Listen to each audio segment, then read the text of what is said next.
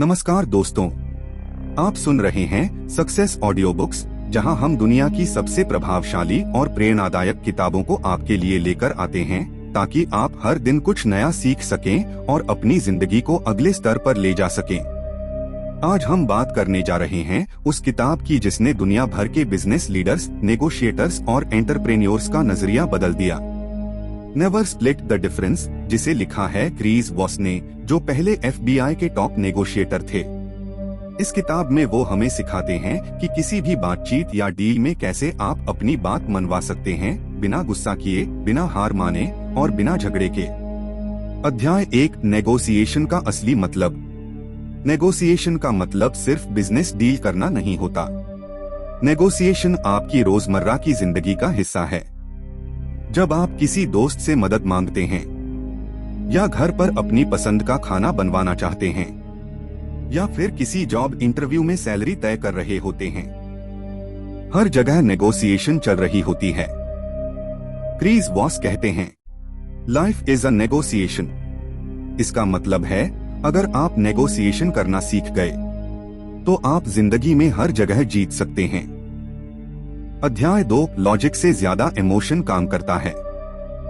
हम अक्सर सोचते हैं कि नेगोशिएशन में सबसे जरूरी चीज है फैक्ट्स और लॉजिक, लेकिन क्रिस बताते हैं कि असल में इमोशंस ज्यादा ताकतवर होते हैं।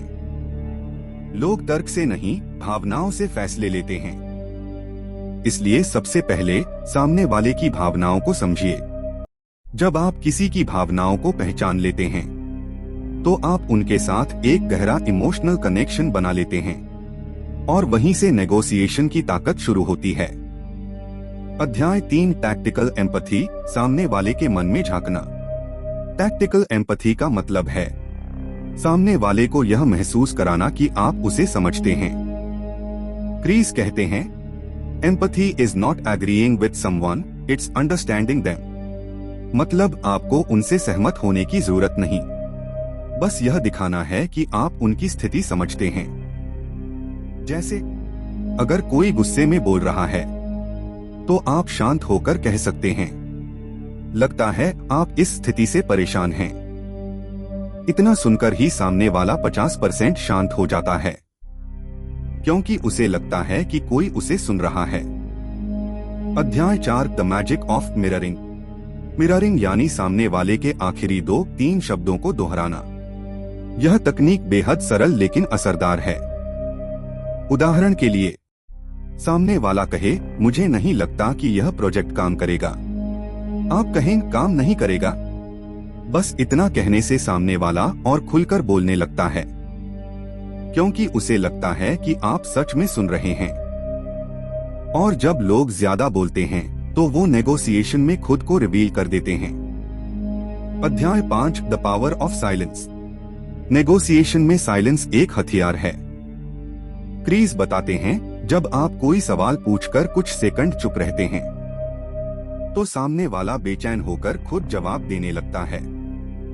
ज्यादातर लोग चुप्पी को सहन नहीं कर पाते और उसी में वो बातें बोल जाते हैं जो नेगोशिएशन में आपके लिए फायदेमंद होती हैं। तो अगली बार बोलने से ज्यादा सुनने की ताकत अपनाइए। अध्याय 6, नो से मत डरिए।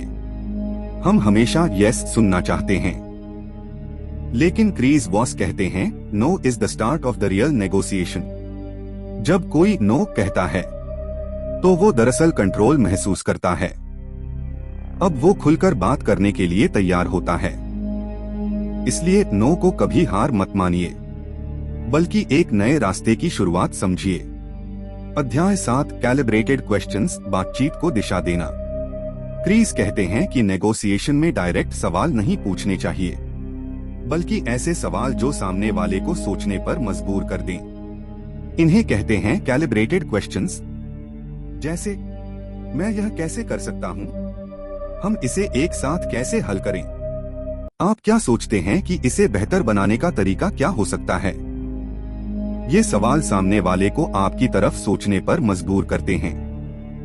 अध्याय 8, फेयरनेस का ट्रैप। नेगोशिएशन में फेयर शब्द बहुत खतरनाक होता है, क्योंकि जब कोई कहता है इट्स ओनली फेयर, वो आपको इमोशनल गिल्ट में डालना चाहता है।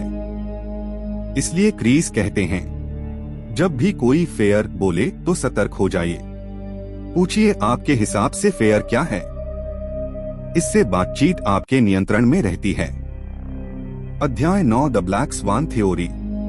हर नेगोशिएशन में कुछ हिडन फैक्ट्स होते हैं जिन्हें ब्लैक स्वैन्स कहा जाता है। अगर आप उन्हें ढूंढ लें तो पूरा गेम आपके पक्ष में आ सकता है।